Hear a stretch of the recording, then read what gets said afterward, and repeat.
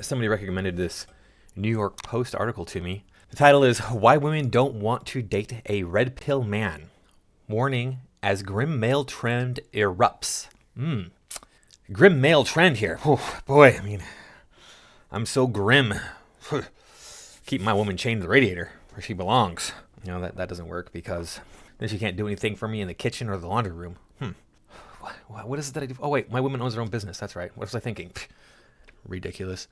All right, let's see what this article has to say here. There are over 330,000 more women than men in Australia. Well, I guess I'm moving to Australia, right? No, wait, I can't do that because they're insanely woke and feminist over there. But despite the dating pool inequity, there's a growing number of single guys whom women will never pursue. These undateable men are those who subscribe to the red pill notion, an alarming subculture that perpetuates a social hatred against women by opposing feminist narratives and emphasizing traditional gender roles. Oh, the horror! Emphasizing traditional gender roles. Oh no! You mean women should probably focus on family and children instead of career and being a boss bee? And feminist narratives, which we all know are garbage, about how women are so strong and tough and can take on 250-pound men even though they only weigh 100 pounds and win easily. Ridiculous garbage. These modern misogynists often come together online in a virtual space dubbed the manosphere, a collective of various digital communities promoting warped views of masculinity. Yeah. Warped views of masculinity like, men are bigger and stronger than women. Men should be encouraged to take on the assertive role and the leadership role in relationships with women.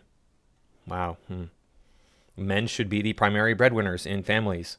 Whoa. My mind is being blown by these concepts. What do you know? They're so misogynistic. Anyway, people found within the manosphere include men's rights activists and incels, a group of heterosexual men who blame women and society for their lack of romantic success and who openly admit to loathing women for not sleeping with them. Okay. Loathing women might be a bit harsh. I don't go around incels that I know of. Some of my students are incels. I never hear them say a word about how much they dislike women. So I guess you could say I was an incel when I was younger. I was not getting the attention that I wanted from women, although it was largely my own fault, so maybe I wasn't an incel. But I didn't loathe women. I was angry with them for being too fickle, way too fickle, having such high standards, which we see with hoflation. The standards are ridiculous. It's like, I'm an average Joe, you're an average Jill, let's get together. Nope. Okay, I have to drop my standards down to somebody who's below average, and then she wants me. Okay, great. That's what I want. That's what I was hoping for. While it's easy to brush off the rise of mainstream misogyny as internet fodder or a sensationalized storyline from a TV show, data shows it's seeping into every corner of culture, from social media feeds to Aussie classrooms. Could it be seeping into every corner of the culture because it's true? Maybe. Human beings need to eat food. Why hasn't breatharianism taken off? Why isn't it like the main? Because it'd be a lot cheaper for me. Wouldn't have to spend all this money on food every week. Oh, that's right, because people actually need to eat food. Okay, yeah, all right. The disturbing rise in troubled men is something Australians should be worried about, warns Terang, whoever. This person is an advocate for gender equality and an anti-violence campaigner. I am too. I'm a red pillar and I want gender equality. And I don't want violence. See, the problem is, the feminist narrative is that women are better than men and they're being oppressed by men. How is that possible? If you're better than them, how can they oppress you? Unless there's a system in place that is causing you to be oppressed. And that's what the patriarchy is, right? Oh, yeah. No, the legal system is in favor of women. We've seen this throughout the world. The legal system is more lenient on women. There are laws that affect men negatively that do not affect women. It's not the other way around very much. There are many fewer laws affecting women negatively than there are affecting men negatively in the world in general. Now, if you go to the Middle East, that might be very much flipped on its head, but I'm talking about the Western world, okay?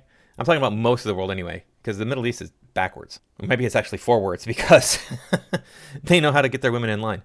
What do you know? The rise of red pill culture and manosphere thinking isn't just edgy internet banter. It's leading to real world harm. Oh, okay.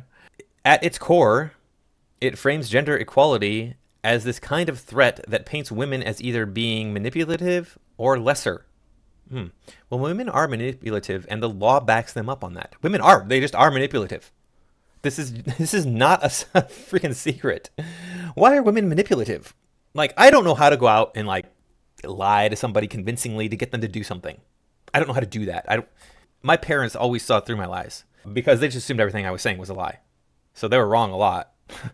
But I don't know. I don't have that skill to go out and be like, hey, this and that, and hey, cutie, blah blah blah blah, and then get a girl to go back home with me. I don't have that skill, that ability to chat up a girl and make her like me. So, can women do that? Of course they can. Men are straightforward. Men use their strength to get what they want, and if they can't get what they want, well, then they fall in line behind the person who is going to give them the best opportunity. Women, on the other hand, what do they do all of the time?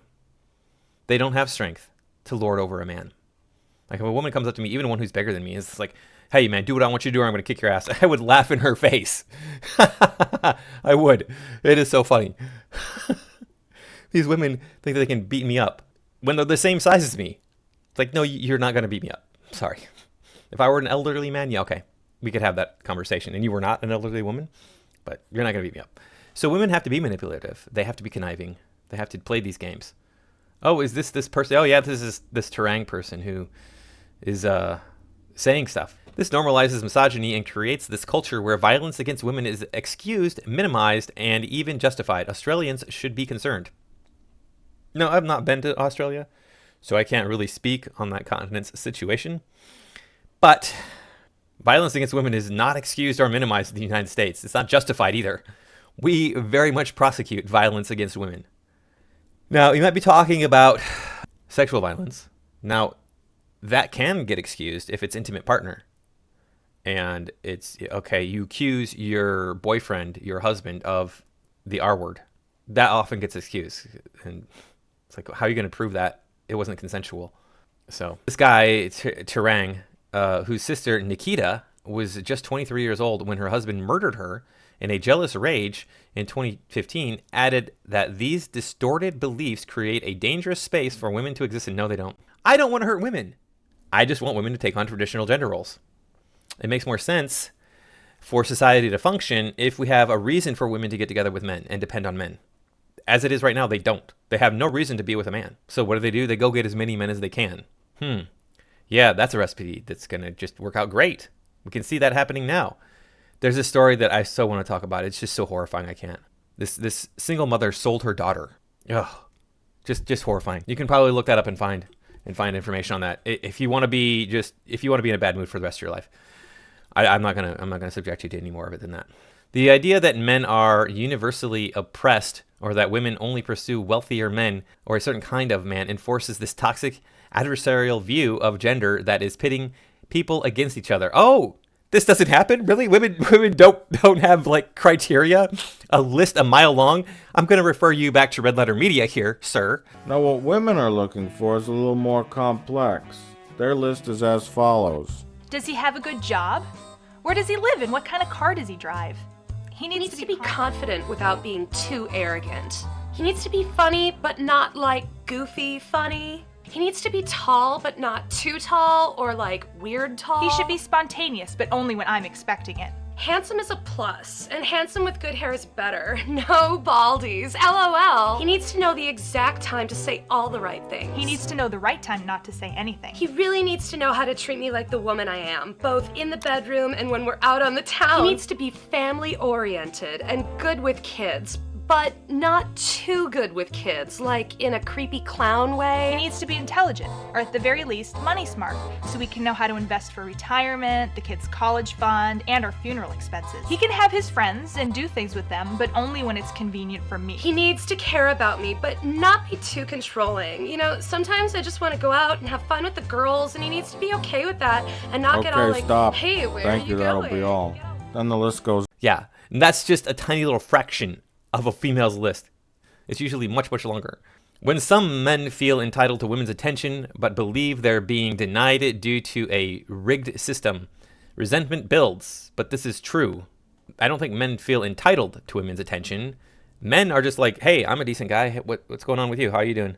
and women act like he's a creep. Like, that's so ridiculous. Just to have a conversation with him. And if he asks you out, guess what you can say? No. Wow. Oh no. What an awkward situation. He asked me out and I had to say no. Say, I'm not interested. Thank you. I'm flattered, but I'm not interested. Of course, then he's going to say, well, why? What did I do wrong? And then you say, well, this is what I'm looking for. And you're not that. And women do this a lot. You could just lie and say, hey, I already have a boyfriend. Thank you for asking. It's really kind of easy. And I don't know why women don't understand this card. A lot of women do, but a lot of women don't. I was this beautiful woman. She was an aspiring actress. I would do Pilates with her at this gym in LA when I was living there. There were very few men in the classes, of course. But this guy went up and he saw me chatting with her. So he's like, oh, this guy can't get her. So I'm going to go chat with her. So he went up and started talking to her. And she's like, oh, he's so interested in me. But I mean, I have a boyfriend. How do I tell him? I'm like, just drop it in conversation. You could just tell him straight up if you want to. Just be like, hey, I have a boyfriend. But, just say like, hey, I'm going to go hang with my boyfriend right now. And then the next time she talked to him, I was there and she did drop it in conversation. Like, very good. Just say, look, I have a boyfriend. It's not a big deal. I've had to say that. If girls have asked me out, I'm like, I have a girlfriend. Unfortunately, I regret. I wish I would have just jumped ship and been with different women, but no. Because it's always been the case where it's like a girl is asking me out and I have this relationship with a girl that I'm not really that interested in. But no, I'm a good guy, so I don't freaking dump my girlfriend to be with a different girl. Oh well, regrets of the past. Anyway. And resentment, when mixed with entitlement and dehumanization, become a risk factor for violence. Oh, you think? Well, maybe teach women not to dehumanize men. It's not entitlement that men feel. Men don't feel entitled to a woman. They feel entitled to being respected, and women don't respect them. If a woman is disrespected, oh my God, it's the worst thing ever. Remember Humongous? But when a man feels, he's just supposed to eat it if he feels disrespected. Screw him. What is he? He's just a man. Ugh. But while these groups grow and spread vitriol, women are using the internet to warn each other. Beware of the red pill guy. Okay, beware of me. I'm out there. Yay, you're going to find me. Evil. Just the worst human being ever, don't you know? One feminist social media user who dedicates her page to calling out male content creators spewing a red pill ideology recently captioned one of her clips, "Don't date or take relationship advice from these males." Actually, you should probably only date and take relationship advice from these males. Others are sharing the moment they realized their other half had swallowed the red pill, with many revealing it caused the relationship to come to an end. Because you wanted it to, because of your stupid feminazi BS. These red pill guys have gotten out of hand when shared in an emotional video. But who are these men and how can women spot them? Melbourne psychologist Carly Dauber said research shows some men are more vulnerable to the harmful ideology than others. Yeah. Men are working up all over the place because they've been mistreated by women for decades now. And so those men are the ones who are more vulnerable. I'm sure that's what they mean. Systematically, some young men feel they are being culturally left behind academically and professionally, with wages and jobs not as easy to access, and the typical markers of adulthood, homeownership and procreation, more difficult or impossible to access compared to previous generations. Okay, systemically, men are being culturally left behind academically and professionally because we've told women that they need to go out there and get their bag. So there's fewer jobs for men. And men are the ones who need to earn money to attract women. This is not rocket science. I don't understand why people don't understand this. Doesn't make any sense to me. Women also have far more agency than previous generations and are educated, employed, and have more choice with how they spend their lives. There you go. You just blamed it on women, but you don't see it anyway. The messaging from these red pill communities often ignores systemic drivers of inequality and seduces men with simple but incorrect answers to these complex issues. Oh. Well, I just gave you a red-pilled man's point of view on this, and it seems to agree with yours. So I don't know what to tell you, dumbass. Some men also already endorse anti-feminism and anti-equality messaging and behaviors, so this community can be a logical next move for them. No, it's not anti-equality. Women already have all of the power. Women have it all. We had a system that tried to level the playing field and did a pretty good job of it. When we said, oh yeah, women, by the way, you can't really hold a lot of these higher end positions. You can't really make a lot of money that well. It's going to be more difficult for you to make a lot of money. You can do it. There were women who were making bank before the 1964 Civil Rights Act, but it was just harder to do. So more women were going to go, hey, if I want to have kids, I'm probably going to have to get a man and settle down with him. And this all actually came about last century. There was a lot more opportunity for women early in the last century, and then we squashed that because we saw what was happening. When you industrialize an economy and you take people out of an agrarian culture into this new capitalist culture that we have here, it's relatively new, these things, right? Before about 150 years ago, everybody was like farming, basically. Well, we saw what was starting to happen. Women were going and being independent and doing their own thing and being like, hey, I don't need a man. People recognized what was going to happen.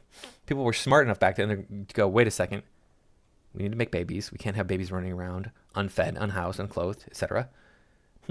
Maybe we take away women's agency so that they fall in line and we actually have a thriving culture, one that is falling apart now.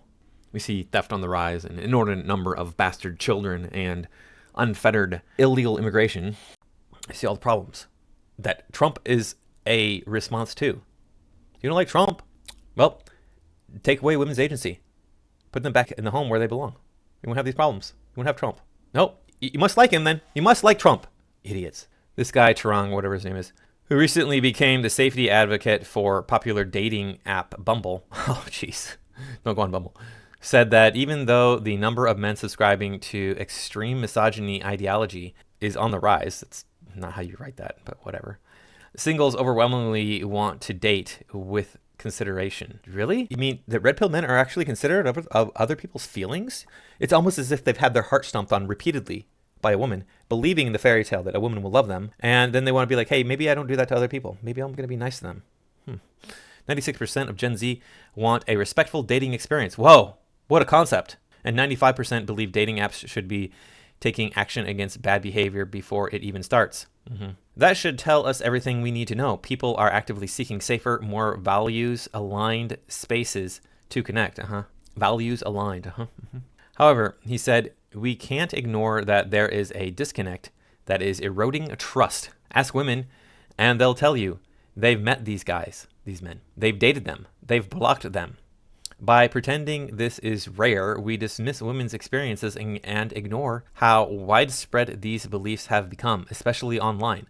It's leading to a breakdown in trust where many women feel like they have to be on guard, even in romantic contexts. On guard because a man wants you to, focus on kids and family? What the heck is wrong with you people? Dauber, who owns Melbourne's Enriching Lives Psychology Clinic, added, this ideology is harmful to all of us, including men.